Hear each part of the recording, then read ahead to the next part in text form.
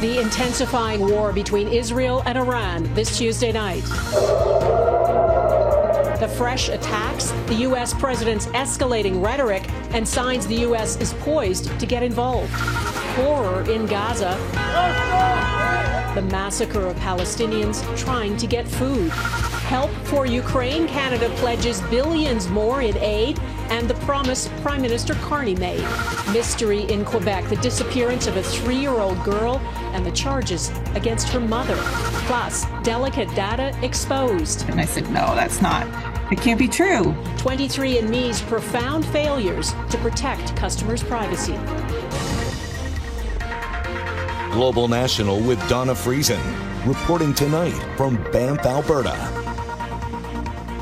We are in Alberta's Rocky Mountains, where the G7 Summit of World Leaders has been overshadowed by events in the Middle East. Good evening, and thanks for joining us. This G7 meeting was suddenly reduced to G6 last night as President Trump left early to fly back to Washington. On Air Force One, Trump told reporters he's not looking for a ceasefire between Israel and Iran, but what he called a real end. And later, he posted, "We now have complete and total control of the skies over Iran." He threatened Iran's Ayatollah, saying, "We know exactly where the so-called supreme leader is hiding. He is an easy target." President Trump then escalated his rhetoric, calling for Iran's unconditional surrender. We'll go to Washington for where all of this is headed in just a moment, but we begin in Jerusalem and the situation on the ground. Mike Armstrong is there for us tonight. Mike. Well, Donna, most of the missiles fired at Israel since this conflict began came during the nighttime. Today, it was both mid-morning and mid-afternoon. Multiple missiles were seen in the skies over Israel just before 9 a.m., both in Tel Aviv and Jerusalem.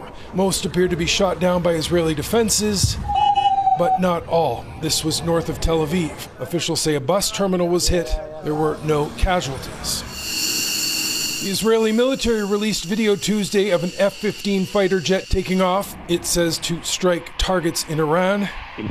It also released images, it says, of an Iranian drone being shot down, one of more than 30 intercepted overnight.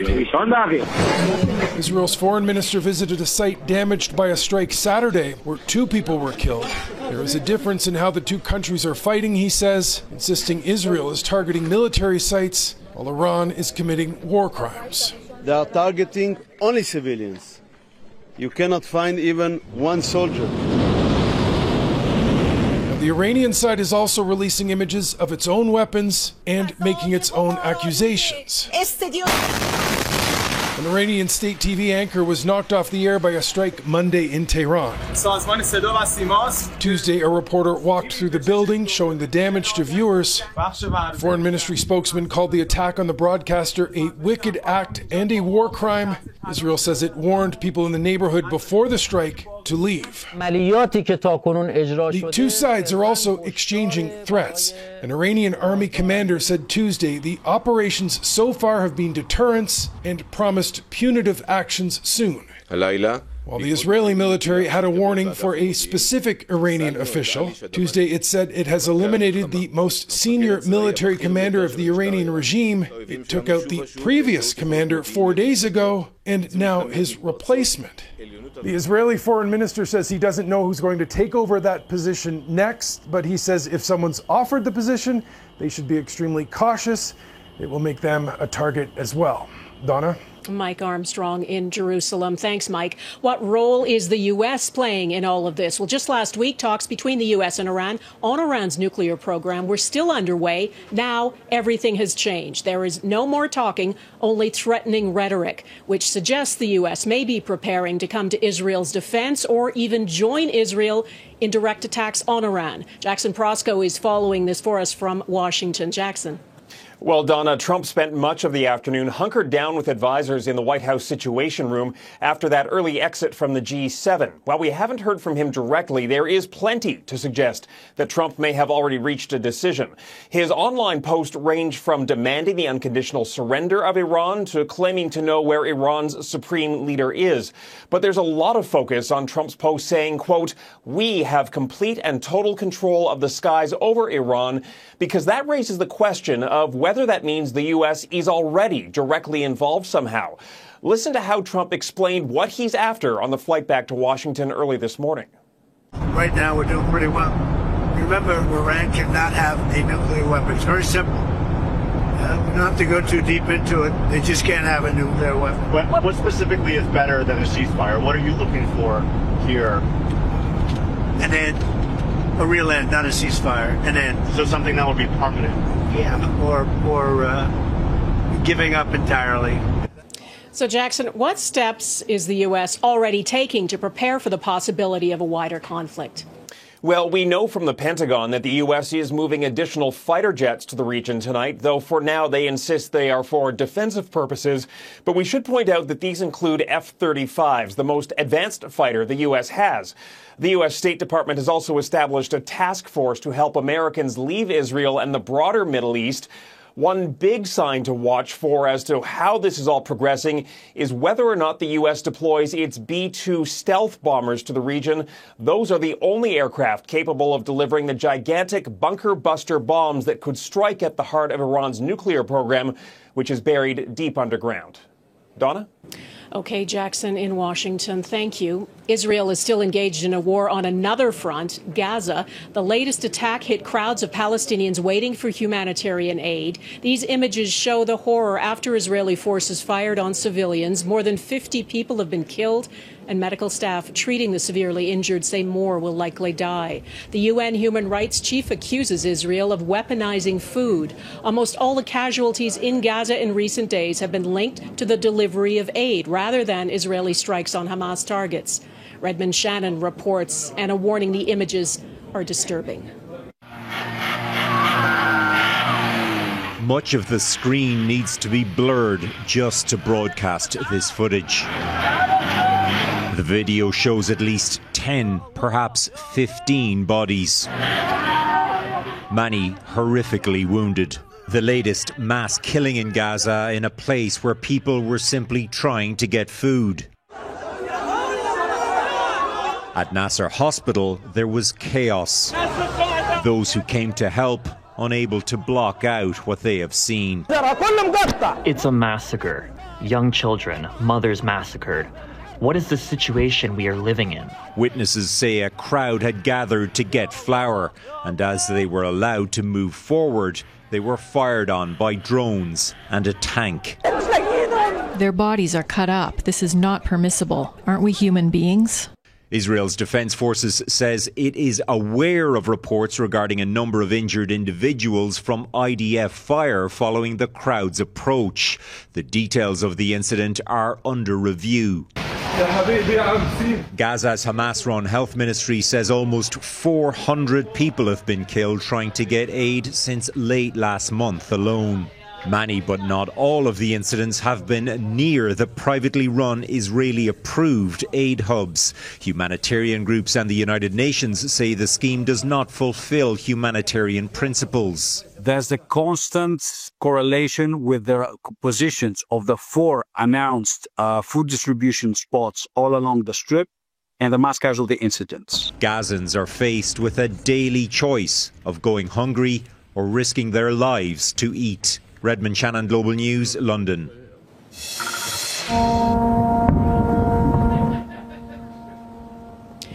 Russia attacked Ukraine overnight, killing at least 15 people and injuring over 156 others. For close to 9 hours, Russia launched more than 440 drones and 32 missiles, most of them targeting the Ukrainian capital. It was the deadliest strike on Kyiv this year. Many of the people killed were in a 9-story residential building hit by a ballistic missile. The future of Ukraine is on the agenda at the G7 summit here in Alberta. Prime Minister Mark Carney told Ukraine's president maximum pressure is needed on Russia, and today he pledged more military support along with more sanctions on Russia. European leaders see Russia as a direct threat to their security and believe more needs to be done to pressure Moscow. But the U.S. president, who claimed when he was elected he'd get a deal done on Ukraine within a day, is now backing away from being involved. So what did Ukraine's leader accomplish here? David Aiken is at the summit. David. Well, Donna, as the G7 host, Prime Minister Mark Carney has the power to shape the agenda. And today, he focused the G7's attention on the war in Ukraine. He invited Ukrainian President Volodymyr Zelensky to the summit and announced a major new aid package. We are providing additional military assistance, drones, helicopters, broader munitions, over $2 billion worth of assistance directly to Ukraine. Canada is also providing Ukraine with a $2.3 billion loan. Canada will be repaid using the interest earned on frozen Russian assets. Canada will also sanction 200 ships, part of the so-called shadow fleet of tankers and cargo ships Russia uses to evade sanctions. We need support from our allies, and I'm here, and thank you for the military package. It's important for our soldiers to be strong at the battlefield, to stay strong out until Russia will be ready for the peace negotiations. And to be absolutely clear, the support will be unwavering until we get a just peace for Ukrainian people. And Canada's support, along with this latest aid, is timely, coming the day after Russia's massive overnight attack. We had, Ukrainians had, our families had, a very difficult night, one of the biggest attacks from the very beginning of this war. Though Donald Trump left the summit site Monday, Carney gathered all the other leaders to meet with Zelensky, and yet no joint statement was issued about Ukraine. Carney also met with one of the most controversial guests at this summit, the Prime Minister of India, Narendra Modi.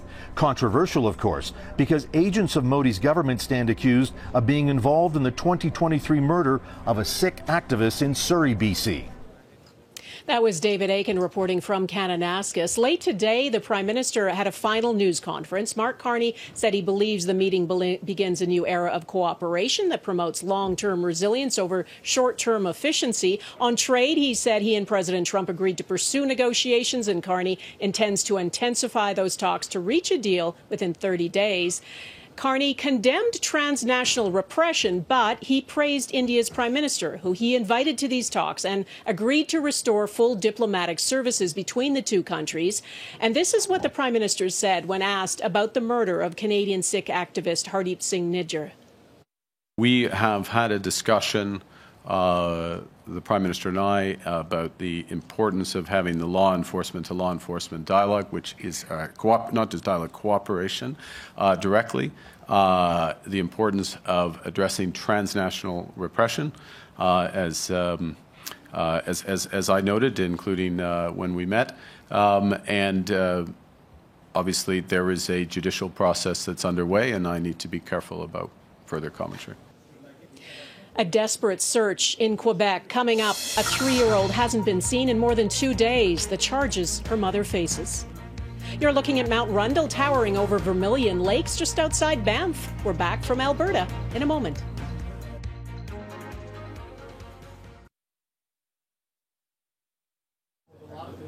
In Quebec, the mother of a missing 3-year-old girl is in police custody tonight. The 34-year-old has been charged with child abandonment.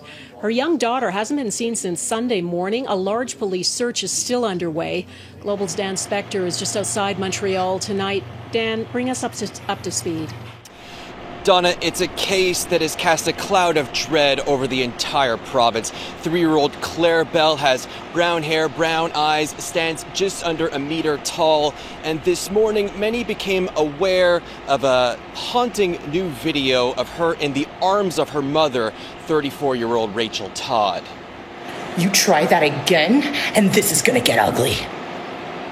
Todd posted that on TikTok just hours before Claire was last seen. The caption, "Have you ever faced a mother who has nothing left to lose?" The mother and daughter were seen in Montreal's La Salle borough, where they reside, Sunday at 9:45 in the morning. Then in the afternoon, Todd walked into a souvenir shop 50 kilometers west, saying she had lost her daughter. After several hours of interrogation, Todd was arrested on Monday night. She is now charged with child abandonment with likelihood of causing permanent injury. We want to find the girl quickly, so we put many resources to find the girl as soon as possible. This is hard because we have a large area. Police and volunteers have been focusing their efforts near the location Claire's brown Chihuahua was found dead on the side of the road Monday afternoon. Teams are combing through the tall grass bordering area highways across a very large perimeter. Helicopters, ATVs, and drones continue to be deployed. Authorities are inviting anyone who saw the mother's 2007 silver Ford Escape with a baby on board sticker on it Sunday to call them. Rachel Todd has no criminal history and no psychiatric evaluation has been ordered yet. Meanwhile, police have ordered local municipalities to pause garbage collection as they continue their search for Claire Bell. Donna. Such a sad story. Dan Spector near Montreal. Thanks. Ahead, cautionary tale. What opened the door to a huge data breach at a DNA testing company? This is the stunning Kananaskis Valley in the Alberta Rockies. We're back in a moment.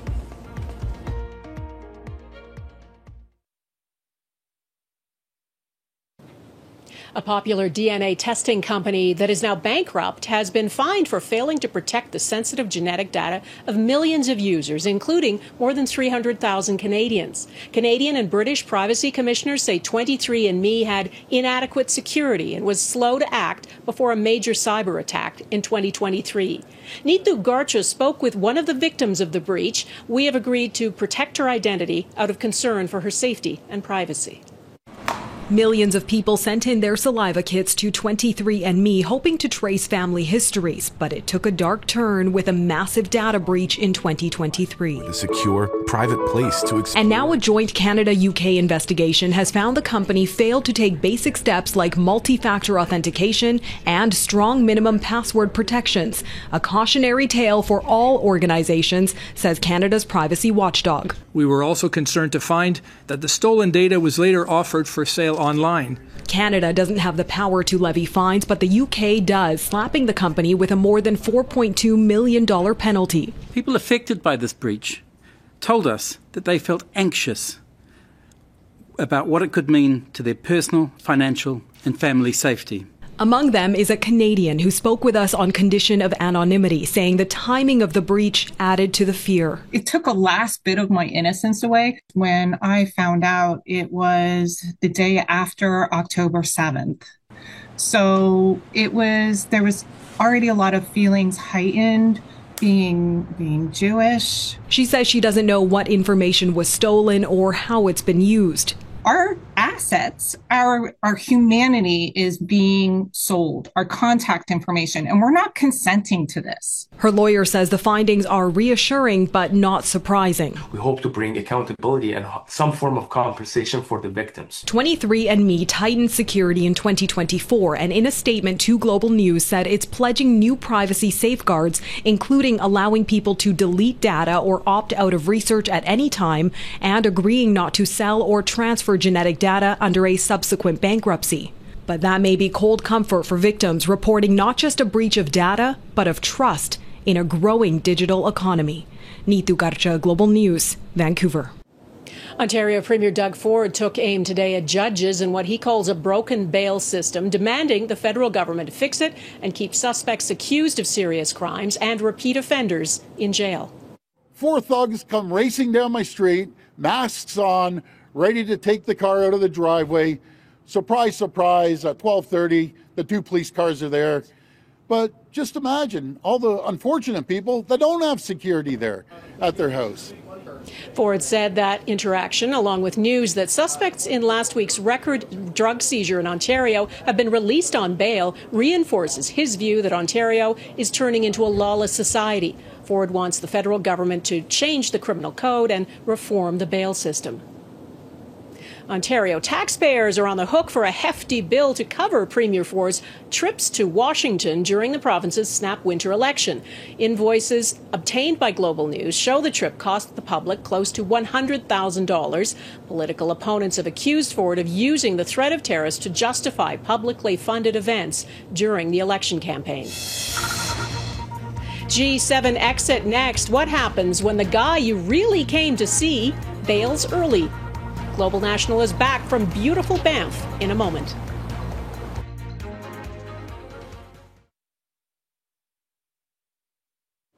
President Trump's sudden exit from the G7 in Kananaskis changed the dynamic. He went back to Washington to deal with the Middle East crisis, and that means he avoided meetings with world leaders who came here to see him and had one-on-one meetings planned. Eric Sorensen explains what happens when the guy who is the center of attention leaves early. Just as some world leaders were saying hello to Kananaskis, U.S. President Trump was already long gone aboard Air Force One to go home. Australia's Prime Minister flew almost 14,000 kilometres to see Trump. The discussion with President Trump, I expect, will be very much about Australia and the United States. Except he didn't see Trump. As explained on Sky News Australia, he didn't even get into the dinner for G7 leaders. Do you reckon you should ram on the door, Laura? Just rock up outside for a selfie? No, look, I mean, bad news for Anthony Albanese. Bad news for Mexico's Claudia Sheinbaum, too, who didn't get to see Trump. Bad news for India's Narendra Modi. The Hindustan Times said their meeting, quote, evaporated. Italy's public broadcaster showed Prime Minister Meloni getting a short Trump visit on a bench. All in all, a letdown for many leaders. The primary goal of meeting with the president, but then meeting with the president in the context of other states being present as well, can have a payoff. So they'd be very disappointed, for sure. The G7 showcases photo ops of friendship, but they are serious high-stakes meetings. Volodymyr Zelensky wanted to repair relations with Trump over Ukraine. No meeting. Japan's prime minister had a brief encounter with Trump. He wants a trade deal too. Alas, there is no deal, he said. And poor Emmanuel Macron, talking about Trump's exit to deal with Israel and Iraq. Et donc, si les États-Unis d'Amérique peuvent obtenir un cessez-le-feu, c'est une très bonne chose. If the United States can achieve a ceasefire, said Macron, it's a very good thing. Trump posted publicity-seeking Macron got it wrong. Not working on a ceasefire, Emmanuel always gets it wrong. Ouch. Tensions are high amongst the group. The distinction between what goes on behind the scenes and what goes on outside is often quite stark. As the host, Mark Carney succeeded in getting his Trump time early in the summit. By this morning, the American seat at the table was occupied by the U.S. Treasury Secretary. Nothing against Scott Bessent, but not what world leaders expected on their menu for the G7's working breakfast. Eric Sorensen, Global News, Toronto. And that is Global National for this Tuesday. I'm Donna Friesen. Tonight's Your Canada is the family photo of the G7 leaders, minus President Trump, along with the leaders of the other non-G7 countries Eric mentioned who made the trip all the way to Kananaskis. Well, they were smiling. At least they had beautiful weather and stunning scenery. From Banff, Alberta, thanks for watching. Hope to see you here again tomorrow. Bye-bye.